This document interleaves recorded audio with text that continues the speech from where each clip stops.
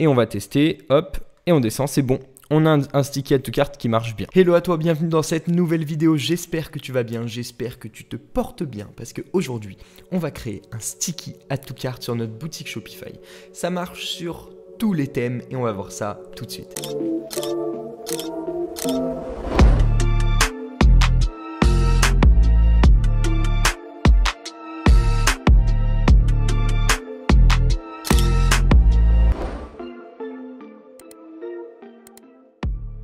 Donc on se trouve sur notre thème début, un thème qui est encore une fois vierge, et c'est là-dessus qu'on va taffer. Sache que vraiment ça marche sur tous les thèmes, donc tu pourras l'utiliser.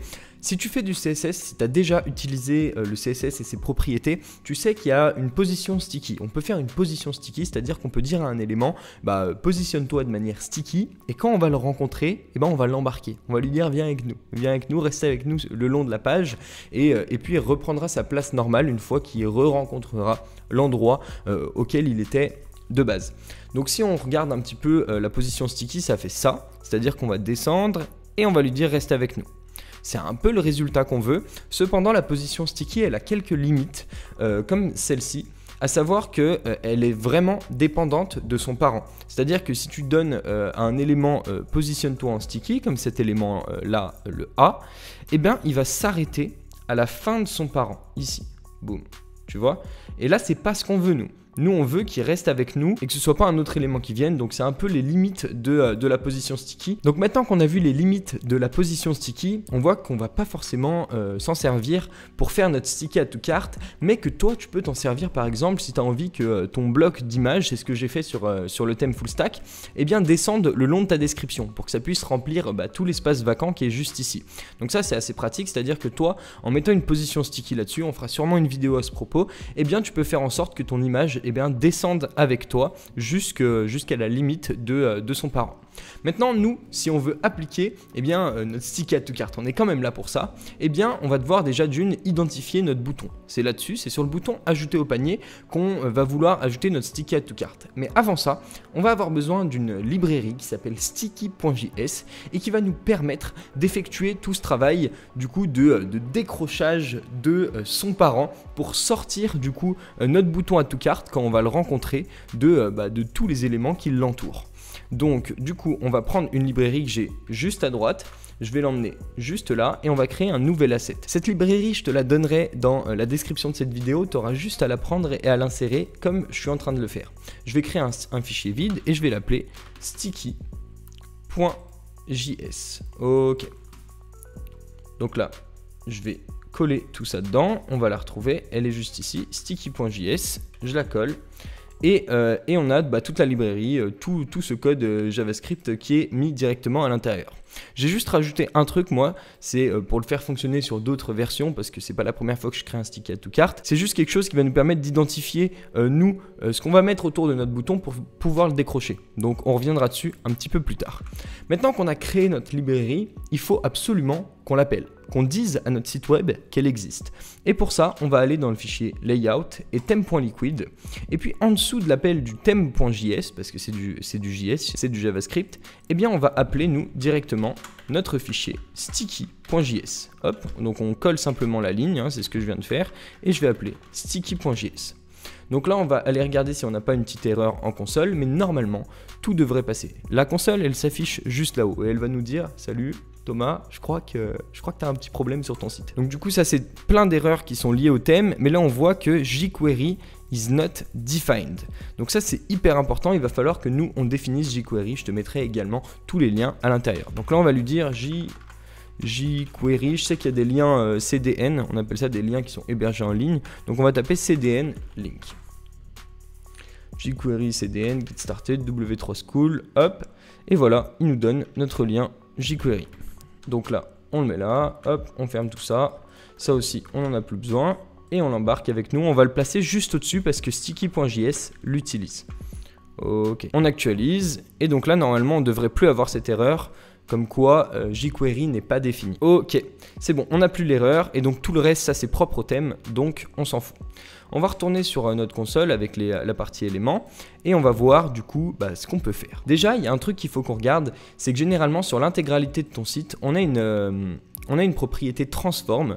Donc ton site est généralement entouré d'une balise body puis d'une balise page container, et cette balise page container, elle a généralement une propriété CSS qui lui dit de se transformer. Et ce transform, il va nous empêcher de mettre notre sticky add to cart, et il est présent sur quasiment tous les thèmes que tu utilises, que ce soit les thèmes gratuits ou autres. Donc on va prendre déjà le conteneur, celui qui englobe tout, et on va remonter jusqu'à notre fameux page container, et on va voir, on va essayer de le retrouver. Hop, carte pop-up, Shopify section header. Donc normalement il se trouve, voilà, il se trouve juste ici. Et là on voit qu'il a un transform translate 3D, donc celui-là il va falloir absolument lui dire de se mettre un transform unset. Ok, nickel. Et donc là, à partir de là, on va pouvoir travailler là-dessus et on va pouvoir créer notre propre sticky add to cart. Donc on va aller, nous, dans notre fichier, du coup, on va l'identifier. C'est notre fichier normalement featured product, donc featured product qu'on voit juste ici. Et si tu veux le faire sur la page produit, il faudra que tu le fasses sur le fichier product template.liquid. Donc nous, on va le faire déjà sur la partie featured product. Plutôt après, tu auras juste à le dupliquer sur la partie product template.liquid pour que ça marche également sur ta page produit. Donc on va aller nous directement dans notre section featured product. Et on va commencer à ajouter un petit peu de CSS tout là-haut. Hop. Et on va lui dire style.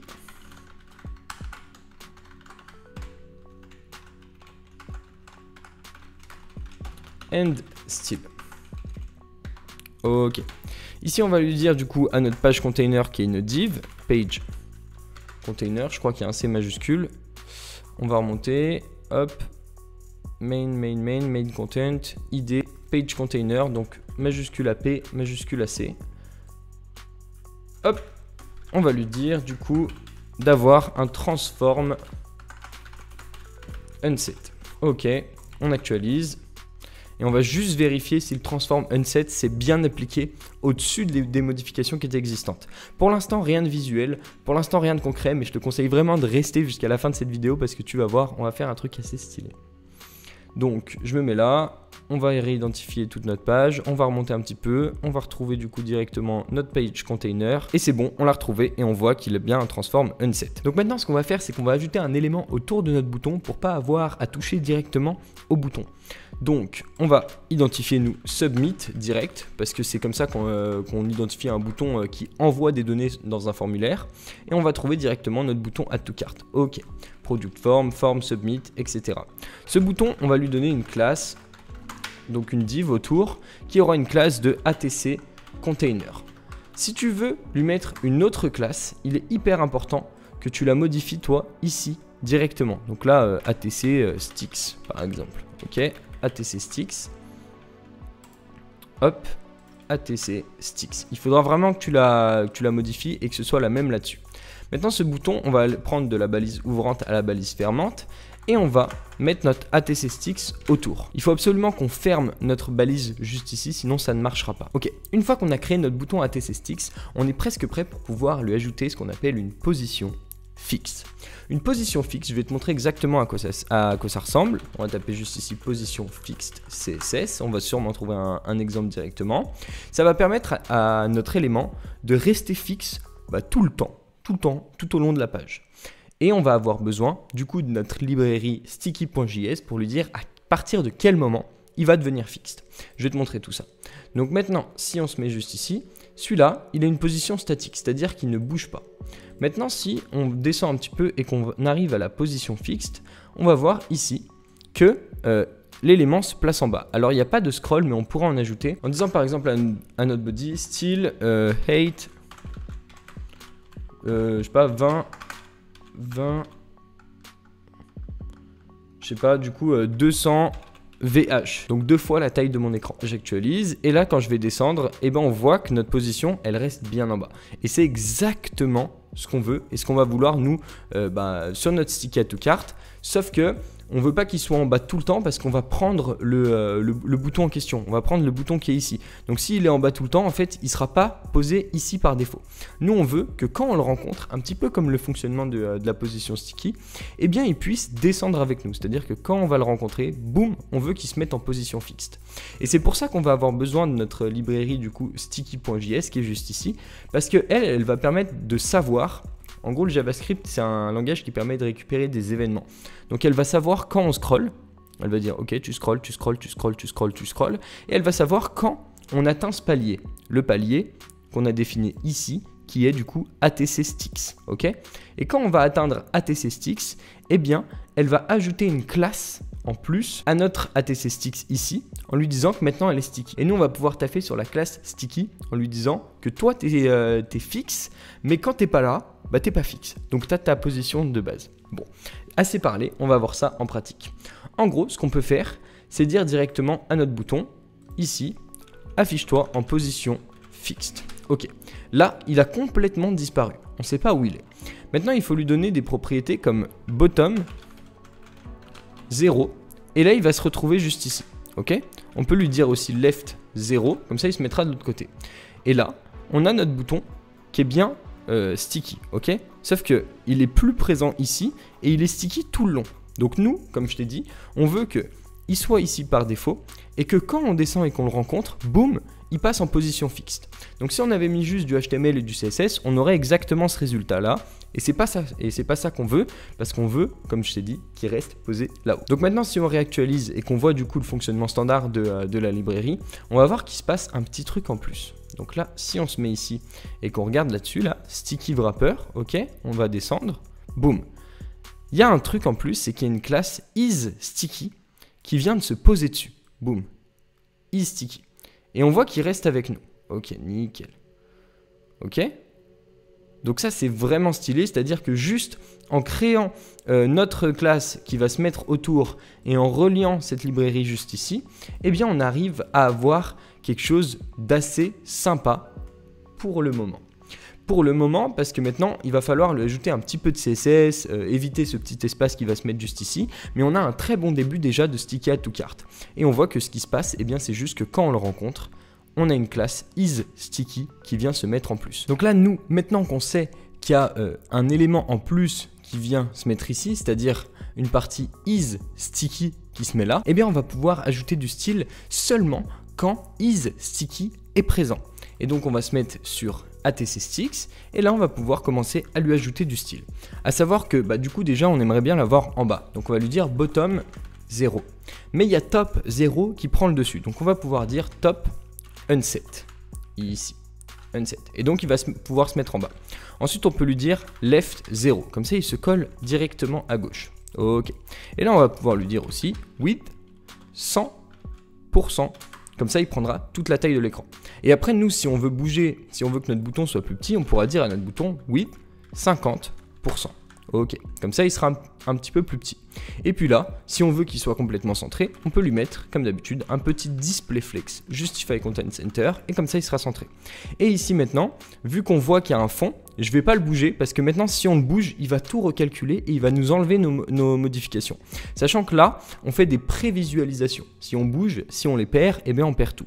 Donc maintenant, on va revenir à background color. On va juste lui mettre un background.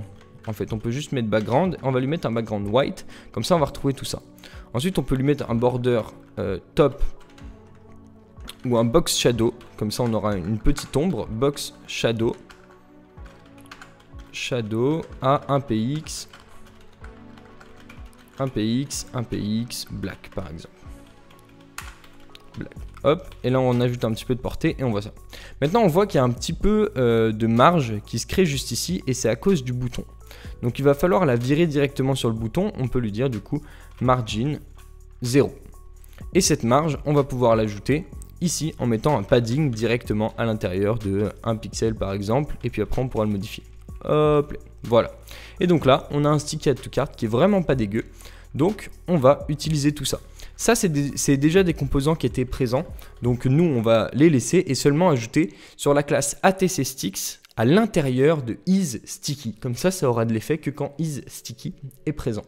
Donc on va revenir là et on va mettre .isSticky avec la classe à l'intérieur qui s'appelle ATCSticks. Donc ATCSticks. J'ai mis un espace entre les deux pour dire que ATCSticks, on vise ATCSticks à l'intérieur de isSticky.